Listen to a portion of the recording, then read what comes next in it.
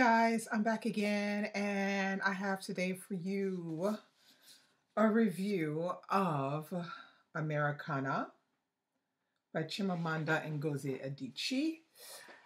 And okay, so this is the hardback version, so it is quite a chunker. This is Chimamanda Ngozi Adichie. If you don't know what she looks like, she's a beautiful Nigerian woman.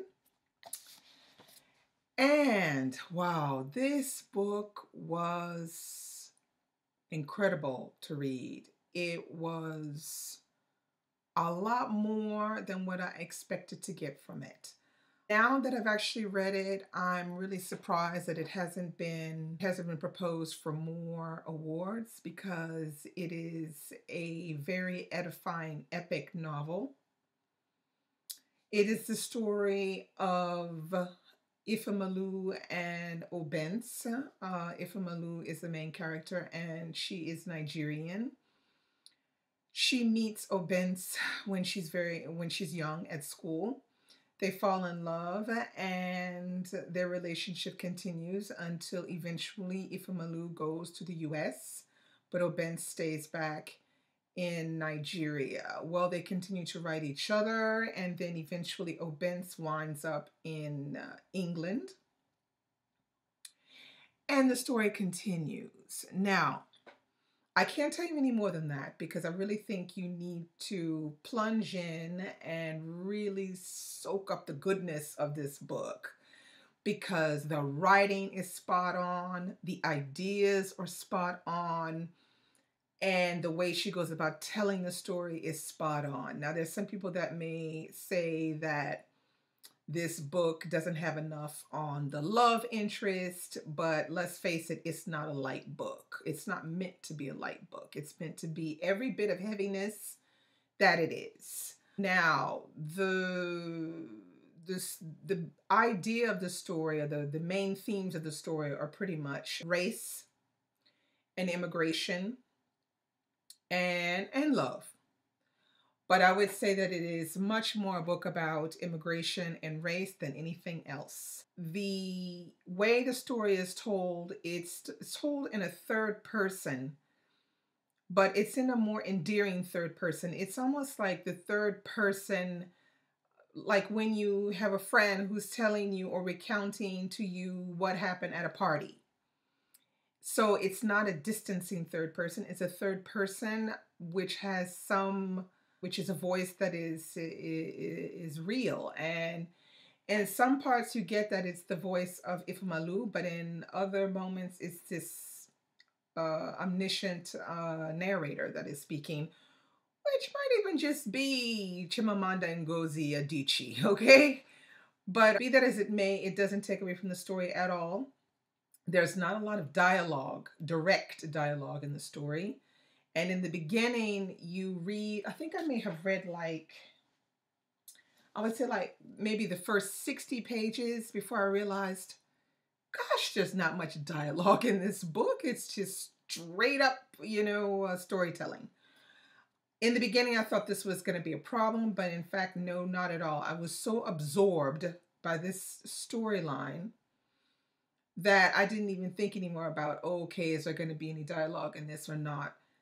It's just a wonderful story, and it's told from a very good place, but in a very realistic one.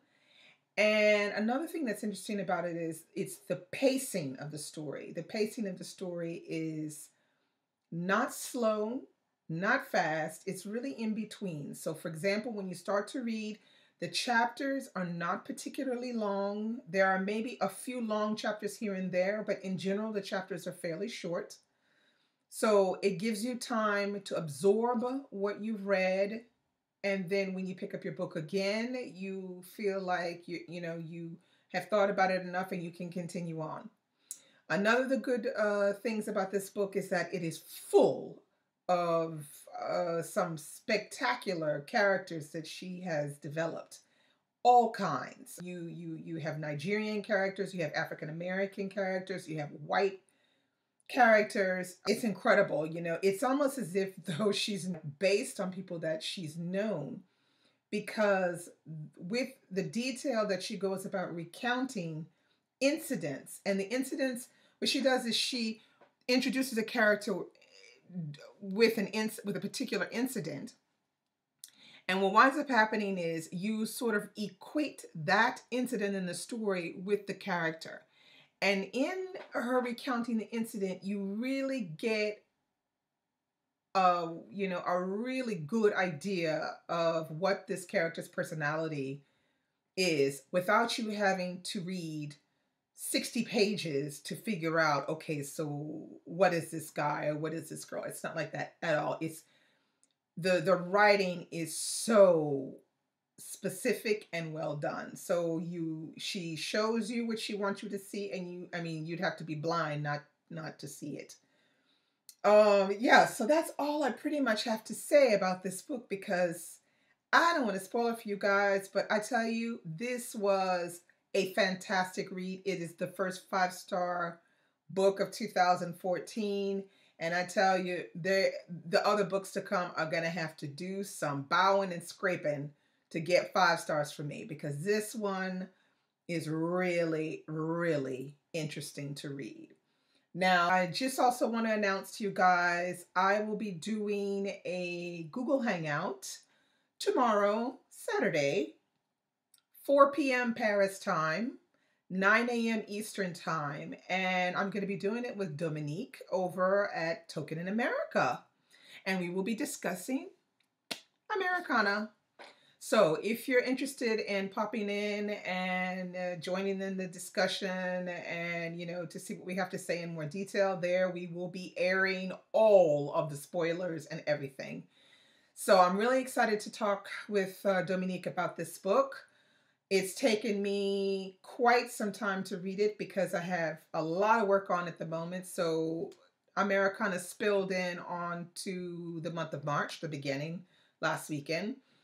And so I'm hoping to be able to present more things to you guys about what I think, and then, bounce some ideas off of Dominique as well. Other than that, yeah, February was a semi good reading month, but this was the highlight. And what I'm going to be doing is I won't be doing a February wrap up. I'm going to be doing the wrap up of February and March at the end of March, since I've had some of my books spill over into March, and that's just been really complicated because of work. But I will be coming back with a very thorough wrap up, and I will be catching up on some of the reviews that I haven't done that you haven't seen. As you can see, I've got lots of goodies here that I had to mark, and I have been constantly going back and reading things and rechecking things, and just marveled over this book. Now, I thought I would read you one little section. It starts, "That first summer was Ifamaloo's summer of waiting. The real America, she felt, was just around the next corner she would turn. Even the days, sliding one into the other, languorous and limpid, the sun lingering until very late, seemed to be waiting. There was a stripped-down quality to her life, a kindling starkness without parents and friends and home. The familiar landmarks had made her who she was. And so she waited." That's it. I'm not going to read you anymore. Yeah, so if you haven't checked out Americanah, check it out. This is a beautiful edition. So you see, you have the blue on the side. I like that. Okay, and there's the back. And then you have, I like this kind of natural kind of look to the book. So that's all I have for you today. I hope you enjoyed this review. If you have any questions or anything else, leave them below. I do have plans on reading The Thing Around Your Neck as well as Purple Hibiscus. I have already read half of A Yellow Sun, so I encourage those who maybe don't have Americanah yet, if you don't have it yet, I encourage you to go over and pick up half of A Yellow Sun along with the International Reads Book Club, because that book is good too. But this is it. This is the stuff right here. But yeah, half of Yellow Sun is excellent as well. It does have a love interest, but also amongst the difficulty of Nigeria being split into two by the Biafran War. Very interesting read. All of those who are following along over on International Reads, great book. You cannot go wrong. So yes, Adichie has definitely gotten onto my list of favorite authors. Yeah, fantastic. Okay, bye.